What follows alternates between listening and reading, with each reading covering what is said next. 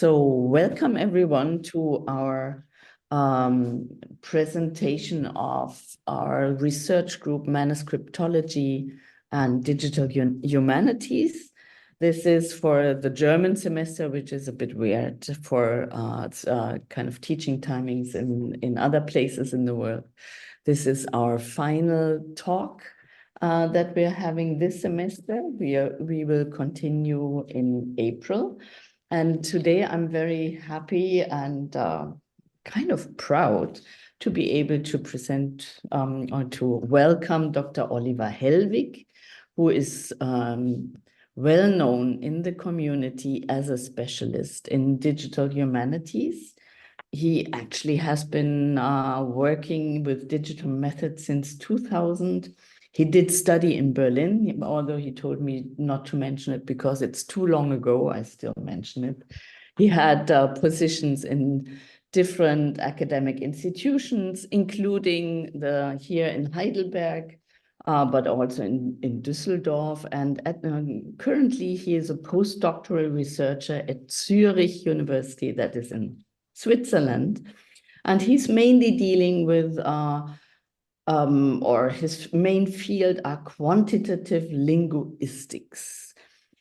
So, and I'd say the presentation today about the dating of the Vedic corpus through quantitative methods or is the topic of today's presentation. And I mean, his work also has to do with his collaboration in Zurich at Zurich University, dealing with the Atharva Veda edition.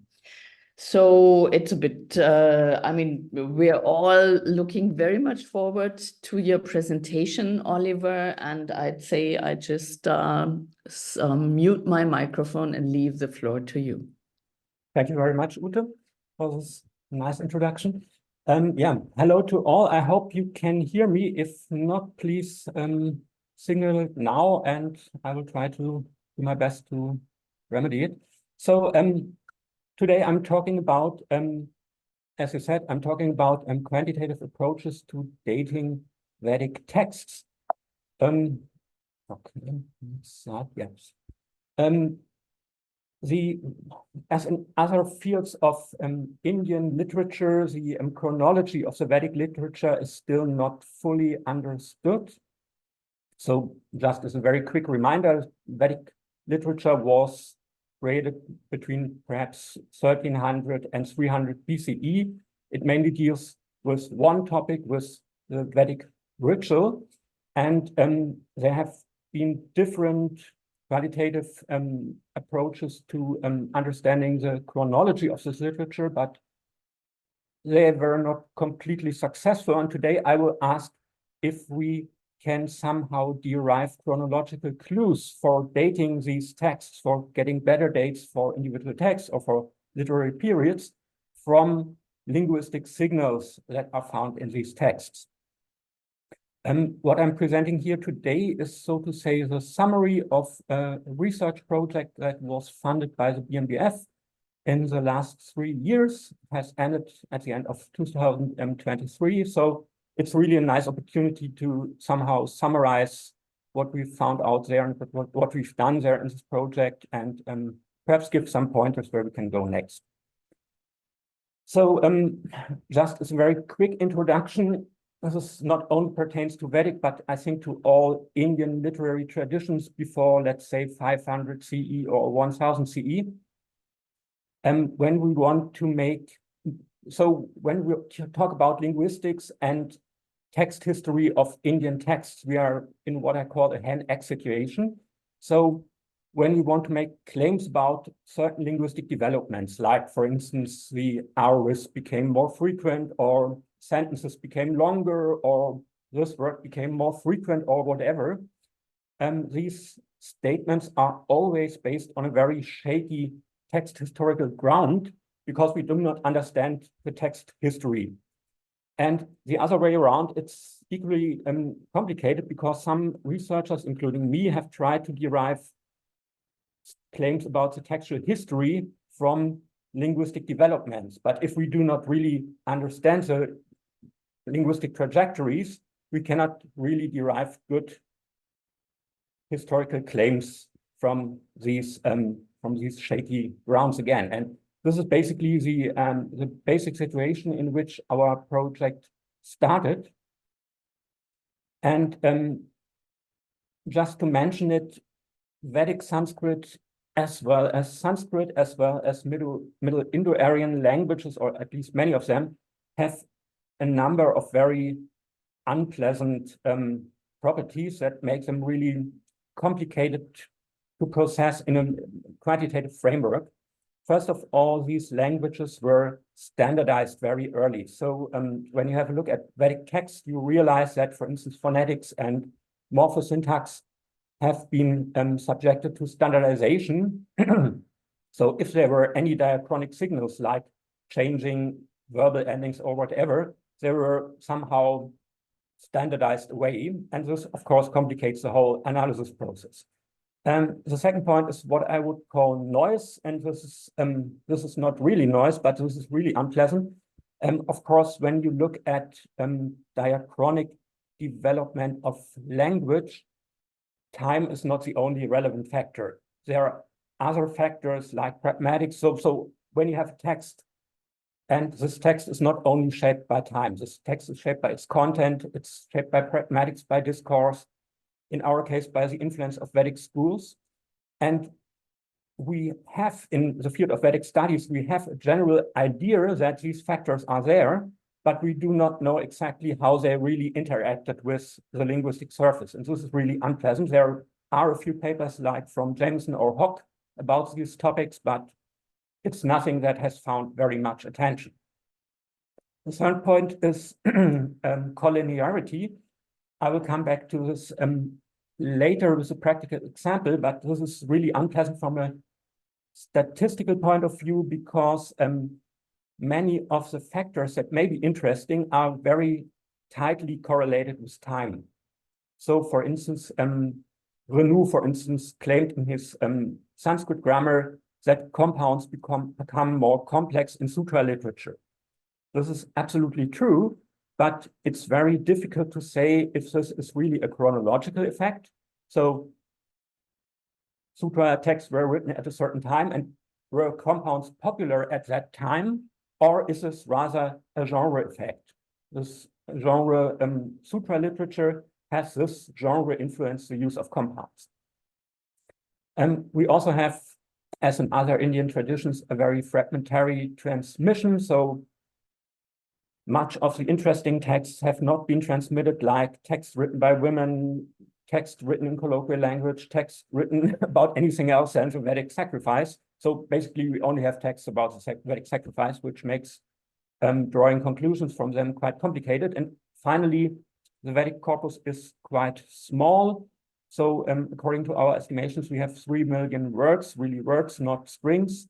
And this sounds like a lot, but it's really tiny if you want to do some kind of quantitative approach with these data. So, of course, I'm not the first one who asked if linguistics can tell something about the history of Vedic. There have been quite a lot of studies about this topic. Like in morphosyntax, we have a lot of studies about the Vedic lexicon. They are all rather descriptive, but cannot be used to draw conclusions. We have studies about derivational morphology. I think this would be very interesting. We have studies about compounds. And of course, Michael Witzel has written much about these topics. And for instance, one of his ideas was to propose some kind of Vedic dialect. So this means like school language of different Vedic shakas.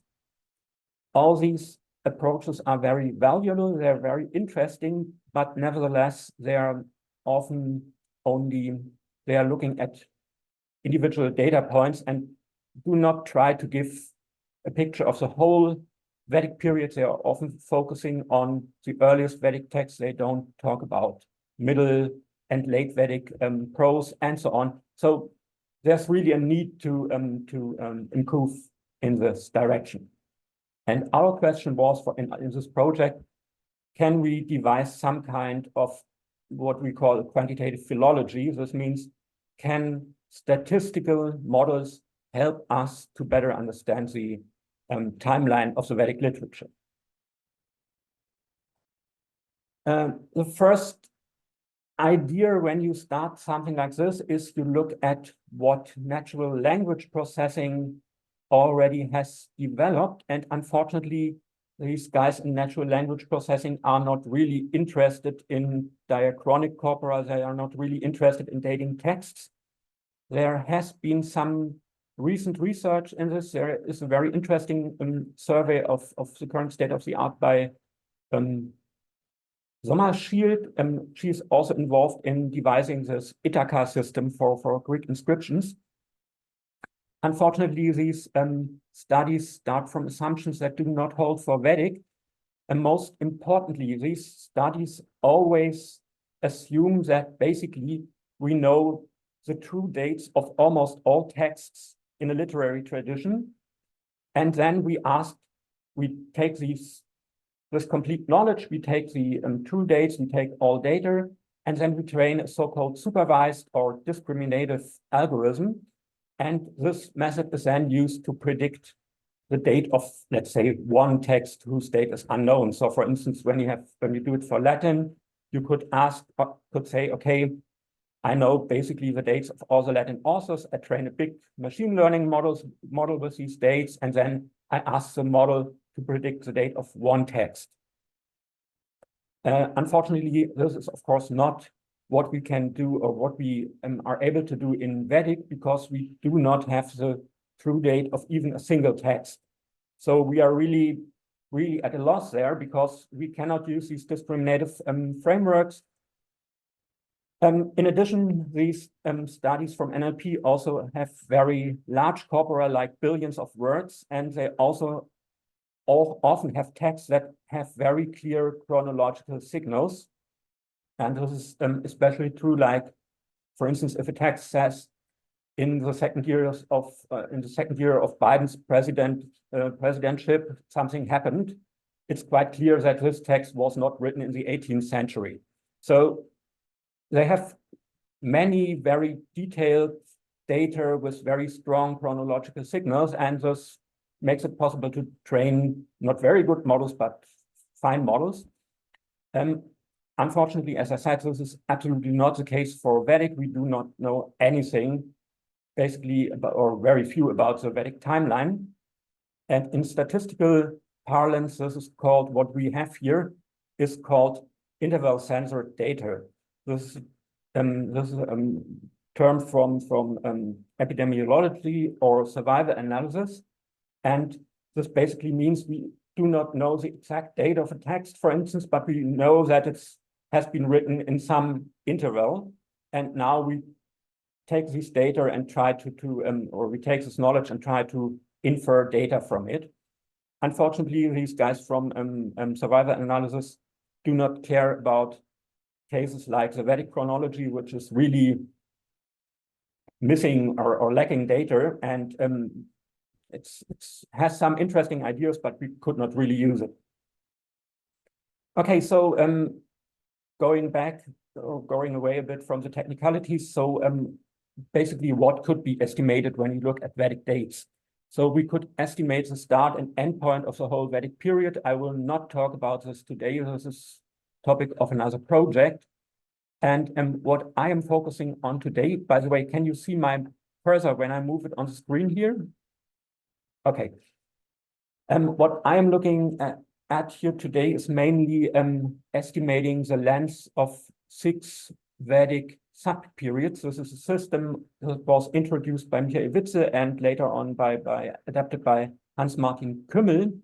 And this system stratifies, so to say, the Vedic literature into 5 or 6 layers, starting with Old Vedic. This is basically the core of the Rig Veda. Then we have mantra language, metrical language like Atharva Veda, later parts of Rig Veda, and all the Yajur Veda stuff. Then we have Old Prose and Late Prose, and we have this big layer containing sutra texts. And I added a 6th layer called the post-Vedic one.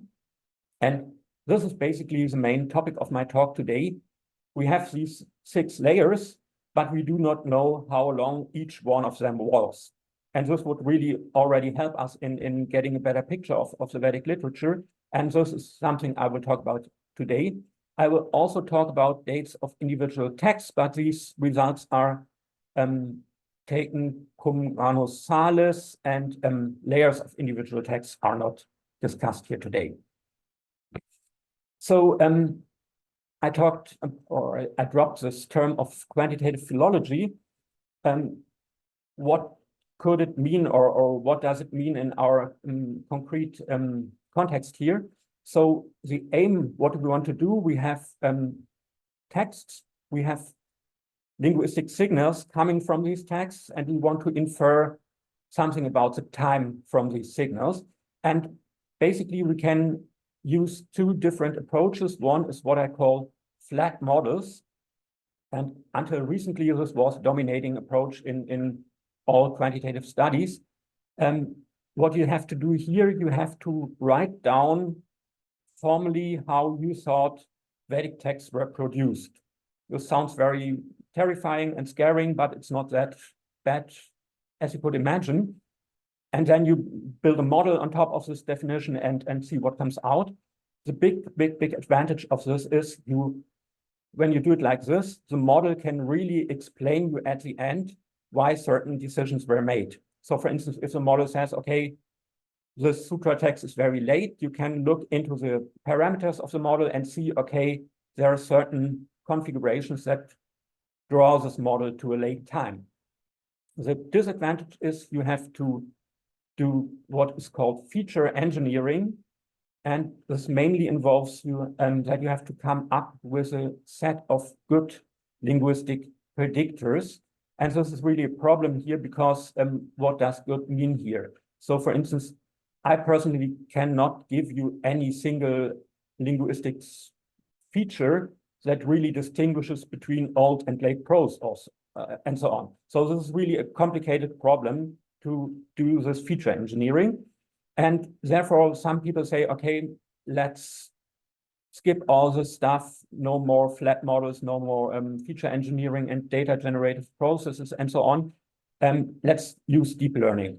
And deep learning is very useful in this regard because all this like writing down how data were generated and coming up with good features and so on, you can do away with it and you just take your texts and drop these texts into a deep learning model and you wait for a few hours and at the end a number comes out. And this is a big disadvantage because in most cases it's very hard to understand why exactly this number comes out. The number is very often very good, but you don't know why the results are presented like this. So, oh yeah, sorry. Today, what I'm talking about today is mainly these flat models, but I will also very briefly touch deep learning, but only at the end of the presentation. So some more technicalities here, as on the next slide. So as I said, we do not have any really reliable chronological signal for Vedic. And time is therefore what is called in technical terms latent variable. And these latent variable models are unpleasant to design, unpleasant to train, and so on. So all this really makes the stuff a bit more involved. And because this is not really straightforward, it's really important to test what you have designed. So you build some model and this model outputs some dates, like Rig Veda was written 1000 BCE. Now, the big question arises, can you trust the model? The model could tell me anything. It could also say, okay, it was written 500 CE. So yeah, how do I know if this model is somehow trustworthy or not? And therefore, you cannot really know it, but you can at least test what you have designed with other languages for which dates are known. And this is done here with Icelandic and Latin.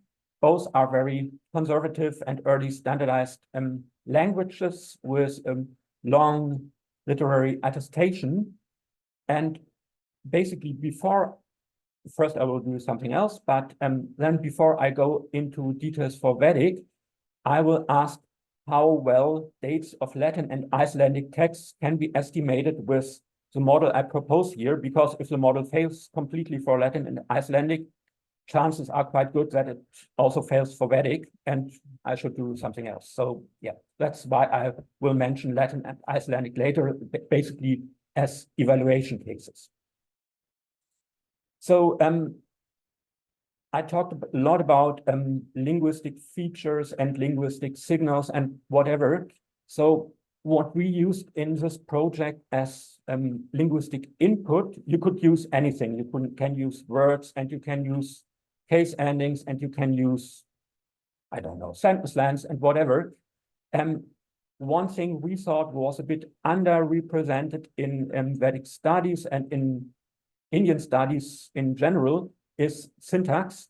So basically we focused on diachronic changes in syntax, and to be able to do so, we first needed some syntactic data.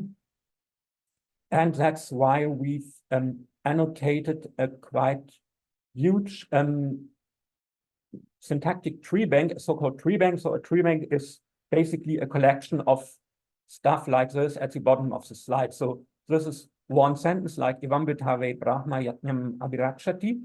And you see the syntactic formalism we use here is called universal dependencies. This is a de facto standard today for annotating syntax.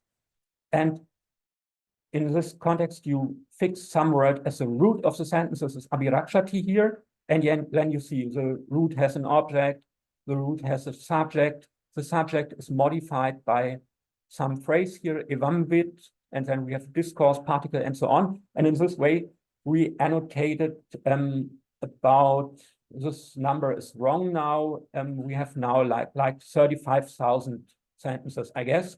So this is really a quite substantial number of syntactic data we have at our disposal.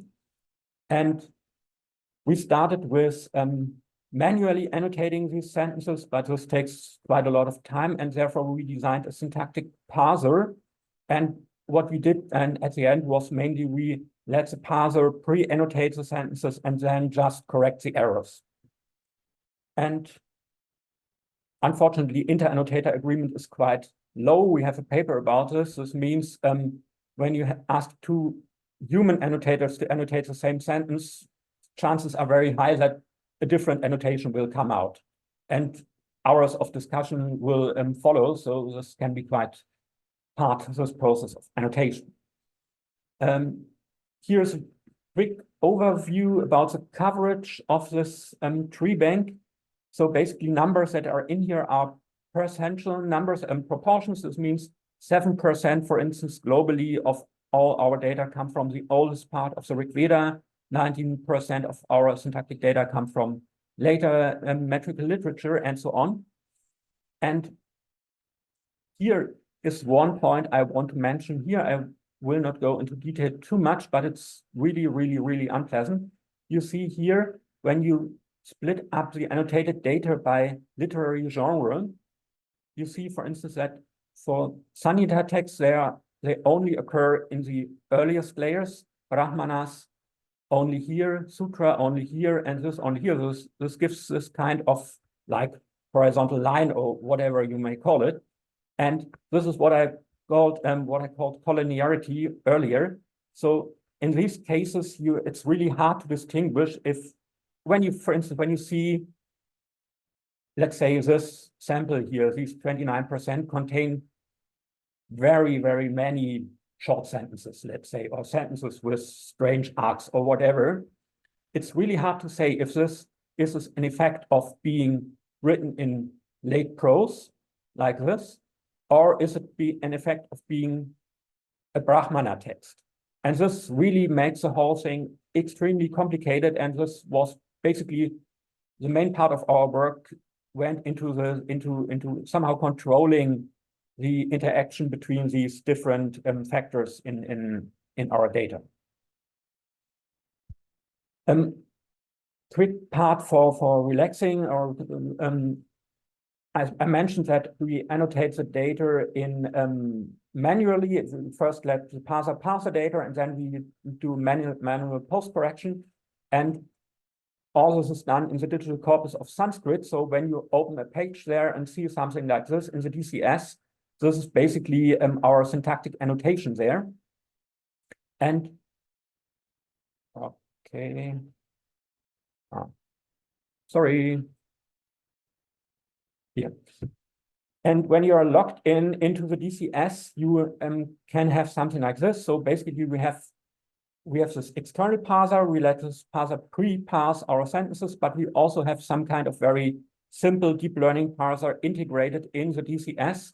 And for instance, if you want to do manual annotation, this can be fun, can also not be fun. But if you want to do manual annotation, this integrated machine learning algorithm supports you. So for instance, when you draw here some word onto the other, it will propose, okay, this may be an object, or with 70% sureness and or an oblique or an adverbial modifier and so on. So it somehow supports you in the annotation process.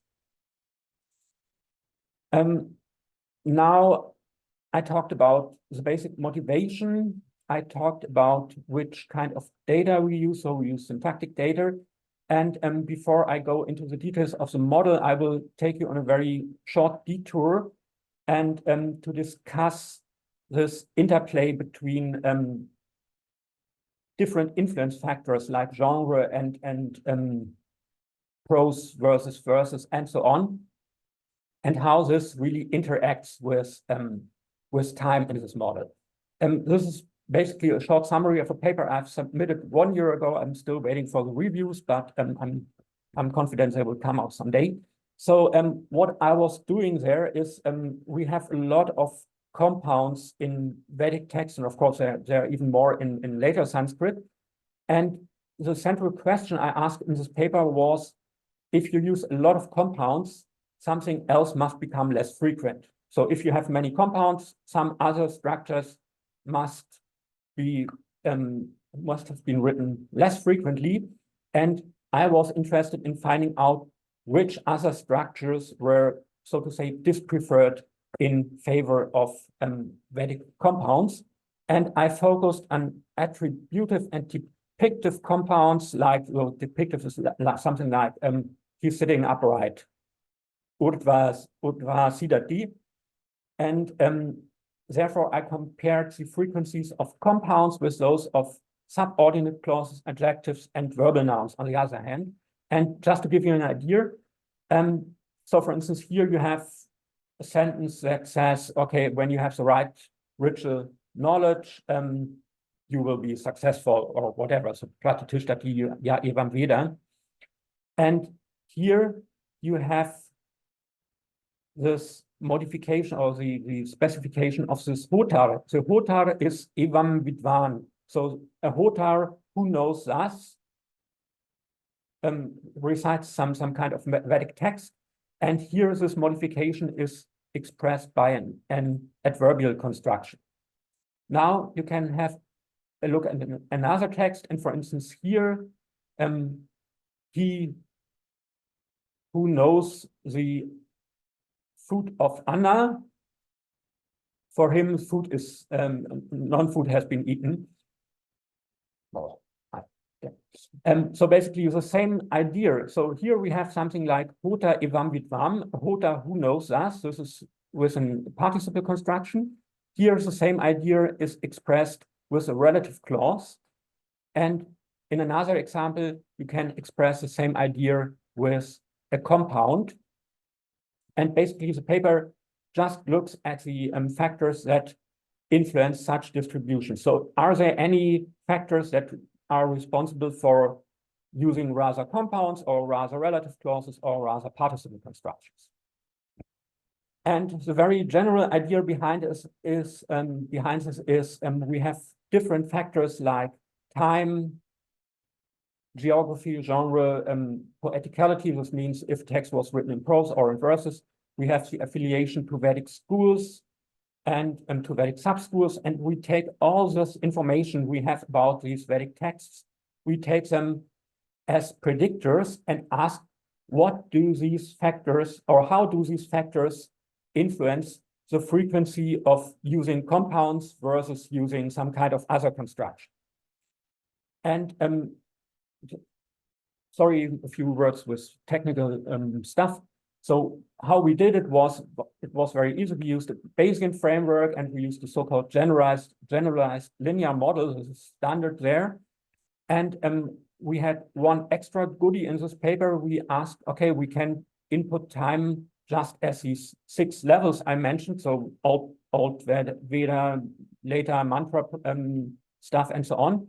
But we could also ask the model, okay, you are already doing this estimation. Please try to infer how long the individual periods of the Vedic timeline could be. So we integrated this information in the model, or this estimation step in the model as well. And then at the end of the day, we have such a flat model. And this, as I said, flat models allow us really to say which factor is responsible for certain distributions. So these models really can tell us at the end of the day, is, for instance, time most relevant for these different proportions between compounds and relative clauses, or is it geography, or is it Shaka, or whatever? We do not know, but these models can tell us. And what comes out here at the end, the higher in the table, the more important. This was quite surprising. So the most important factor for using different, for expressing the attributive and depictive modification with different constructions, the most important factor was really affiliation to Vedic shakas. And this may not be so exciting for, or is probably not exciting for anyone not working in Vedic studies, but this basically was what Michael Witze has said. So there are school dialects, school slangs, perhaps, of individual Vedic schools that really shape how language is used. So what I want to say here is, when you see, for instance, an increasing trend in some kind of compound or so, it could well be the case that perhaps the shaka became more frequent over time. It's not, it may not be a time effect, maybe an effect of school affiliation. And for instance, one thing that's also very important, many of the previous studies said the opposition between prose and metrical texts is extremely important for shaping linguistic surfaces in Vedic. At least according to this model, what we call poeticality is absolutely, or quite irrelevant. So this really has no influence on how these constructions are used. So you can see, you can find out quite a lot of interesting information when you use such Bayesian approaches. And this is one last point here. As I said, these models can really give you very detailed insights into your data.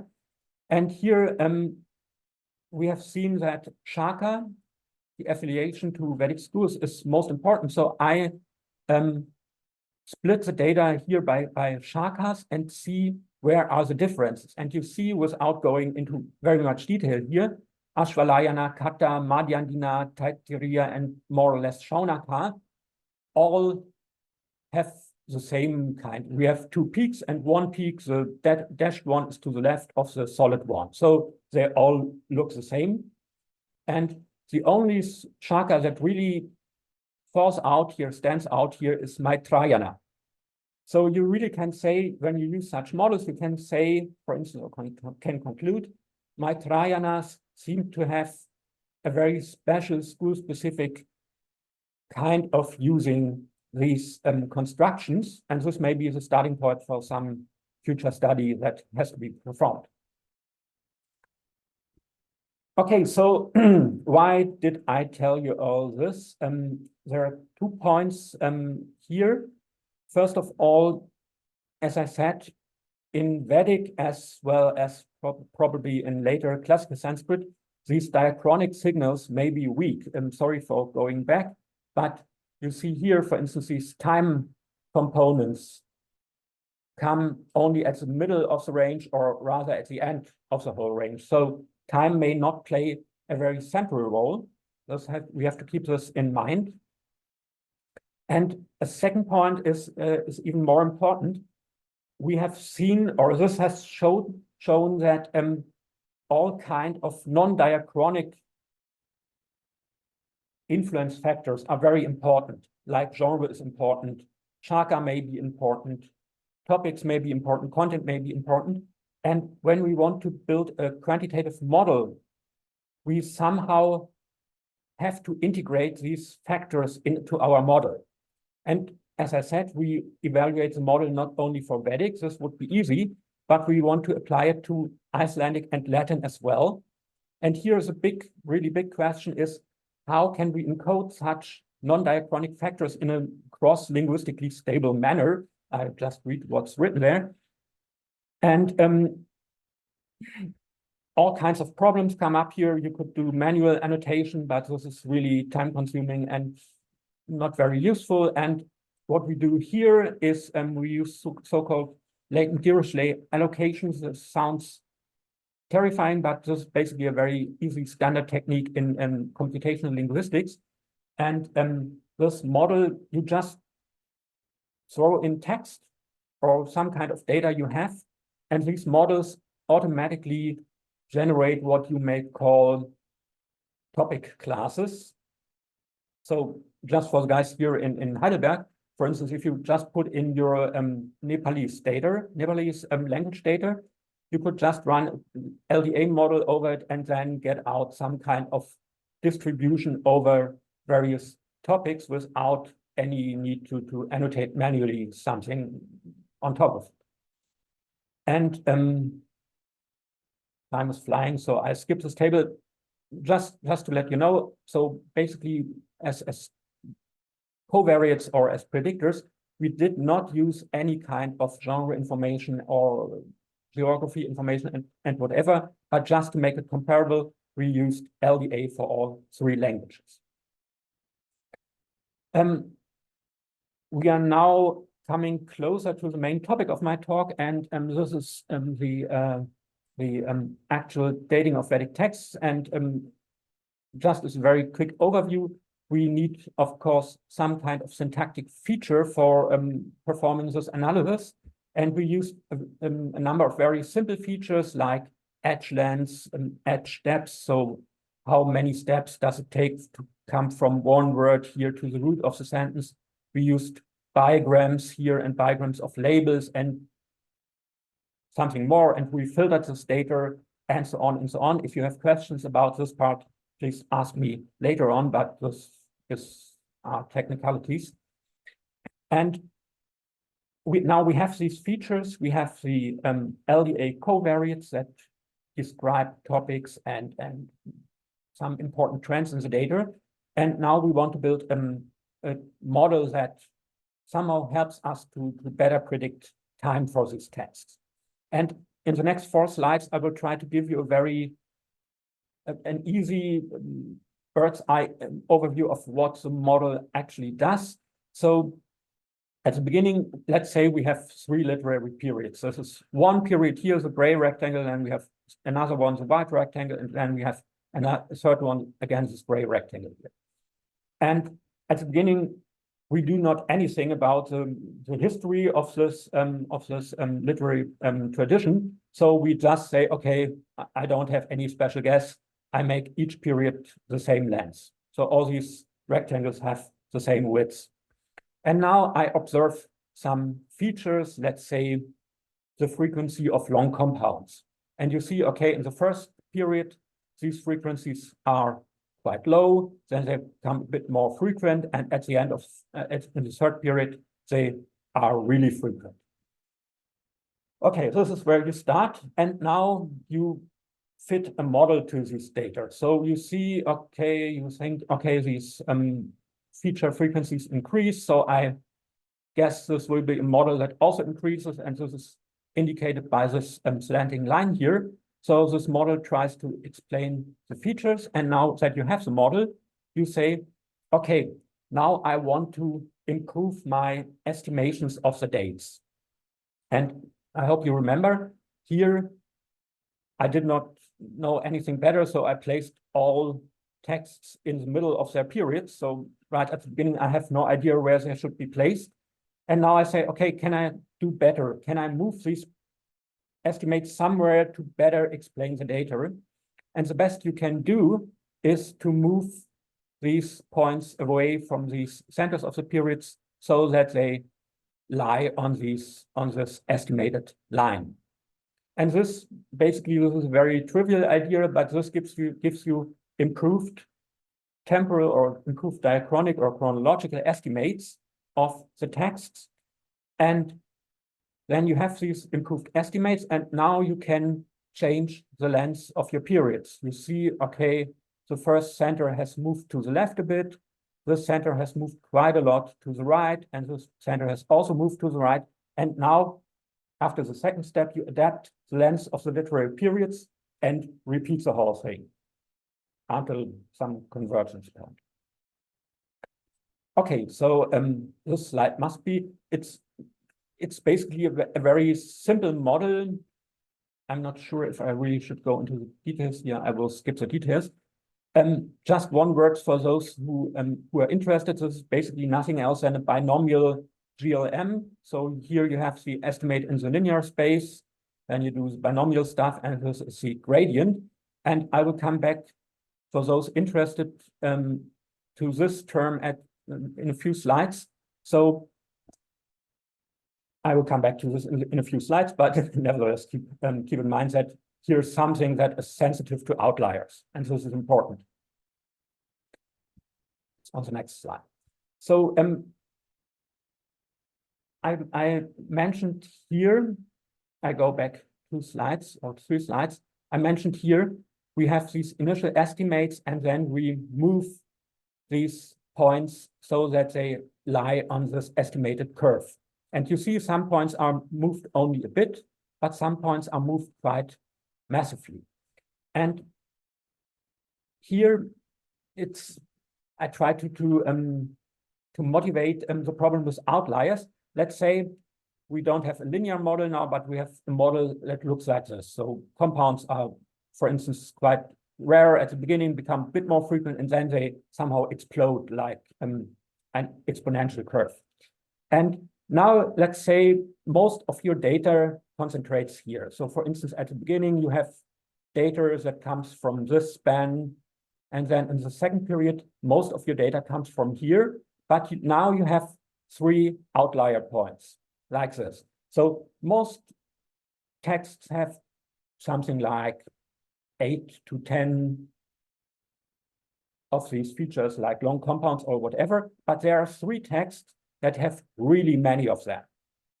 And now when you ask the model to move your dates, this model will move your dates to completely weird regions of the timeline. And the basic point behind this is, as I said, we do not really understand how different social, cultural, and different social cultural factors interact with language. So basically, we cannot really, given our current state of knowledge, we cannot really explain, for instance, why certain texts have this huge amount of long compounds. And because we cannot explain it, we cannot integrate it into our model. And because we cannot integrate it in our model, these points will, so to say, destroy or really bias the model prediction. So these points are really problematic. And this is, whoever is interested can read it in the paper that comes out hopefully this year. This is why certain precautions or certain mechanisms had to be built in, like gradient scaling and in different configurations, and a lot of technicalities. But basically, this factor here at the bottom is responsible for bad model prediction, and you somehow have to tame this factor and not to give it too much influence. And this is done here. And now what comes out for Latin and Icelandic? So when we apply this model to Latin and Icelandic, we get these results. You see here in the left half of this table, you see the results for the errors made for individual texts. So for Icelandic, for instance, you can expect like on average 50 years of errors when you apply this model to these texts. And for Latin, you can expect in the best of all worlds something like 75 years. So I would say when we apply this model to Vedic, we would get something between 50 and 70 years individual errors for individual texts. The situation is much better for the boundary estimation or for the period estimation.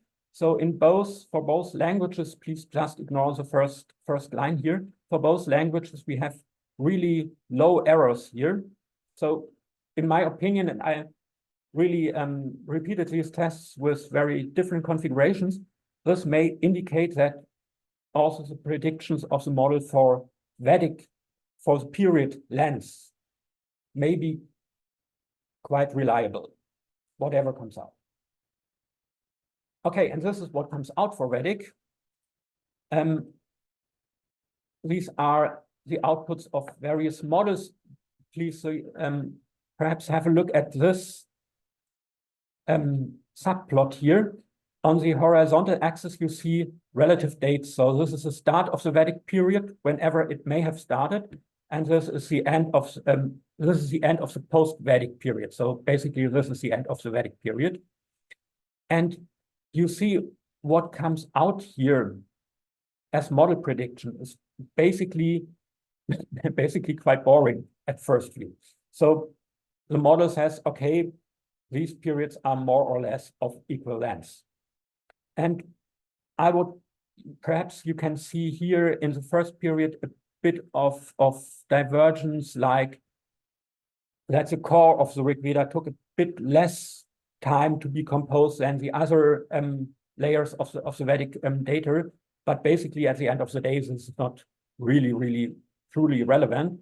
So basically, the model predicts, okay, when we work with these periods, wherever they may have started, wherever they may have ended, they are probably of equal length. And personally, I would like to argue, of course, it would have been much more fascinating to see like a very big period somewhere. But basically, on the other hand, this is not what is reflected in the standard research literature, where it's hardly ever mentioned that some Vedic period was especially long or especially short. So basically, that the results coincide somehow with common sense in Vedic studies is, in my opinion, rather a good sign than a bad one. What may be even more interesting for really working with these texts is predictions for individual texts. But as I said, be really careful to interpret results here. It may be wrong. So I have split all these texts according to the 6 periods. So this is the oldest core of the Rig Veda. It's just there. It's not really interesting. And this is the second phase of the Vedic transmission. So basically the old metrical texts that are not part of the Rig Veda. And here I would say you cannot see any real chronological difference. So all of them are placed more or less in the same in the same interval. The only thing that will make people in Zurich very happy is that the Atharva Veda in the Piper-Ladder recension is placed first, and this is done by all models somehow. So if this holds, we can be very happy to have the second oldest Vedic text in our edition. Things become much more interesting here in this third period. This is the old prose period. And one thing that is done by all models, however you initialize them, whatever you do with them, all of them place the prose parts of the Shaunaka Atharva Veda right at the beginning of this period. And this, I think this is definitely interesting, because this is something I guess Michael Witzel has already proposed earlier. And if you read it, I think it's book 15 or 16 of Shaunaka, I'm not sure. this really sounds like archaic prose. So you have an impression like, okay, this may be old, but this model somehow supports it. After this come all these Yancho-Veda data or Yancho-Veda texts like Taittiriya Samhita Katha, Maitrayani, not with many differences between them, except for Maitrayani being a bit later. And then what's also interesting is, I'm not sure how much you are in these discussions about inserting layers into Vedic texts, but for instance, the Shatapada Brahmana and the Aitareya Brahmana, many researchers say these texts consist of two diachronic layers, one old one, this is the one here, and a later one, which is from the next period. And quite notably, these old parts of these texts are placed right at the end of this old prose period, but the other parts, the allegedly later parts, come with quite a distance. So this theory may be true. I'm not sure, but it may be a good idea. Here's the later prose period. Sorry for delving into the details of Vedic textual history, but I find it interesting. So, and this one starts with the old Samaveda Brahmanas and Upanishads. So basically, also when you would have shown this result to Karland, to Willem Karland, he would have been very happy. So he always said these are the old texts from spirit, and this model seems to support it. Also, for instance, when you just a few details, when you look at this here, Brat Aranyaka Chandogya Upanishad, Chandogya is placed more to the right and therefore is later. And also what's very interesting is that the Gopada Brahmana, this is the only Brahmana from the Atharva Veda school, is placed right at the end of this period. And this is relevant because there's a really long and unfortunately not very fruitful scholarly discussion about the age of the Gopada Brahmana. For instance, one fraction is Bloomfield and the other fraction is somebody else. I don't remember his name. And basically one fraction says this text is very old and the other one says, no, it's very late. And this is basically the whole of the argument. And at least the model seems to support the second idea. It seems not to be very, very early. Last slide for Vedic texts. Most of the texts in our database come from the Sutra period. Again, earliest date, latest date, and all going to the right. And I will not go into details here. It's only very noteworthy that all models again start with Baudayana Shrauta Sutra. And there is at least a certain scholarly consensus that Baudayana is really the oldest Shrauta Sutra because it somehow still has some features of this Brahmana prose. So this is really a good result, an interesting result. And at the other end of the Vedic of the Sutra period, you find something like Ashvalayana and Apastamba Katyayana, which are all generally assumed to be comparatively late, as is the Shvetashvatara Upanishad. And finally, perhaps more interesting for people not from Vedic studies, this is a post-Vedic period. Please be extremely careful when interpreting these data because for many of these texts, there are only very few data points here. But we have quite a lot of data points for the Mahabharata and we have quite a lot for the Artha Shastra. And again, I find it interesting because Brockington says Mahabharata, the core parts were written presumably before the Common Era, and the model seems to support it. And on the other hand, the Artha Shastra, at least in the final redaction, maybe from the 2nd century CE. So again, this is really a nice result. Also, for instance, Olivel would be happy, like Apastamba Dharma is the oldest of the Dharma Sutras and so on. So really a lot of nice insights that really align well with current research in Indological studies. Okay, so this was all I had to say about the so to say flat models, and this is basically all I had to say about the main part of our project. as I said, we are currently finalizing some publications about it. Those will come out this year or next year, hopefully. And at the end of my presentation, at the very end, I just want to give you a few ideas where we could go next. So we have these flat models. I have the impression we have now better understanding of the Vedic timeline. And what could we do next for the next research projects, for the next papers?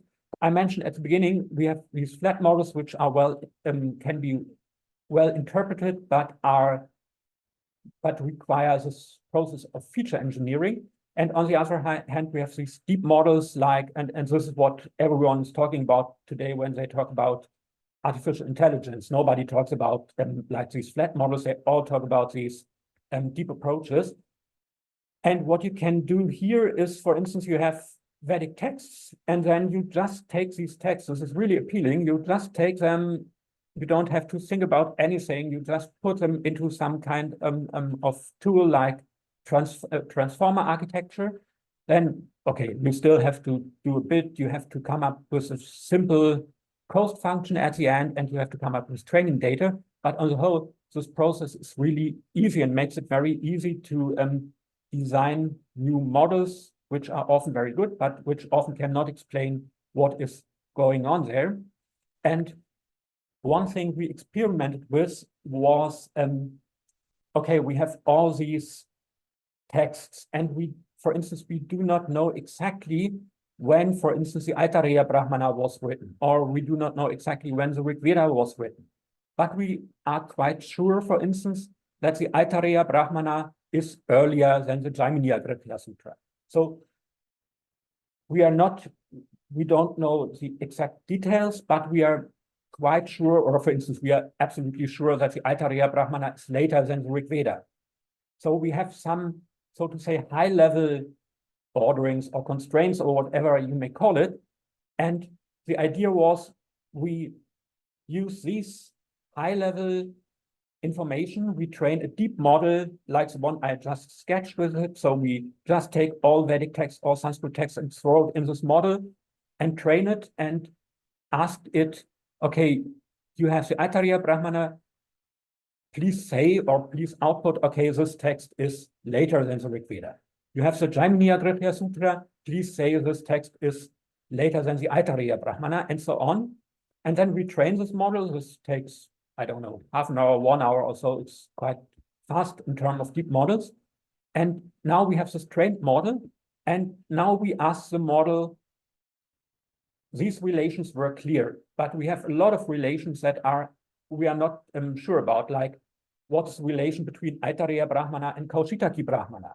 Many people say Kaushitaki is later. Some people say no, Kaushitaki is from the same time. Some say Kaushitaki is earlier. And now we have this trained model and we say, okay, what do you think about Aitareya Brahmana and Kaushitaki Brahmana, for instance? Or many say that the 10th book of the Rig Veda has been written approximately at the same time as the Atharva Veda Shaunaka stuff. We can ask the model about this. Or is Paipalada older or younger than Shaunaka, and whatever. So this is quite useful, and it's a lot of fun to evaluate the data. And when we do it for, again, we have to do it for Latin and Icelandic, because there we really know the exact temporal relationships. I guess the number for Latin is wrong here. I guess it's 78 and not 68. I apologize for this, but I'm not absolutely sure. But basically, when you do it for these languages, you get out something like this. So in 75%, I guess it's a bit higher, the model is correct for Latin. And again, you could probably do better. You could build deeper and more powerful architectures, but nevertheless, this is far above the random baseline, so it's far above 50%, and it could be additional evidence from another point of view to support you in getting a better, more accurate image of the Vedic timeline. And last slide with a lot of text. One thing I find very interesting nowadays is, I've said several times that it's very complicated to control the influence of the content on the linguistic form. And one thing that has been in my mind for quite a while now is I want to use deep learning to find passages that say the same thing with different words, and with really different words in Vedic. So we can train some models on it and find these parallel passages, and then only look at linguistic differences between parallels, which is much more interesting because in this case, you already control for the content. And you could then somehow try to encode what is written in these parallels. And there are some nice formulas like abstract meaning representations, AMRs. This is quite a hot topic nowadays in NLP. One could encode such passages, such parallels with AMRs and see where are the difference between them and how can it be explained linguistically. And in this way, you can get a really focused linguistic evaluation of the Vedic corpus, but also, and I find it equally interesting, you could also try to follow ideas, because when you have some kind of semantic formalism that encodes the meaning of a sentence, you can try to follow, let's say, how did the ideas about the mind develop over the Vedic timeline, or how did ideas about the body became more frequent in Upanishadic literature, or whatever. So it would be really nice and interesting to have these more abstract description of the content of Vedic passages. And yeah, I hope to be able to work on this in the future. And I I want to thank you for your attention and patience, and that's it.